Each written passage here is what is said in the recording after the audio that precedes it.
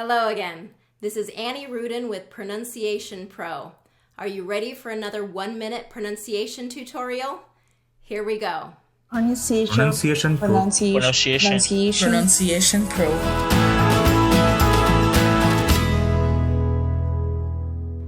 Are you ready for another listening exercise? Today we are going to contrast the short vowels ah and The short ah is pronounced with the jaw dropped a little lower than the vowel ah. Ah, ah. Listen to these minimal pairs. Hot, hut. Bought, but. Caught, cut. Lock, luck. Mom, mum. These vowels are very similar to each other, so don't get discouraged if you can't hear it at first. Keep listening and you'll get it. The key is to drop your jaw more for the ah sound.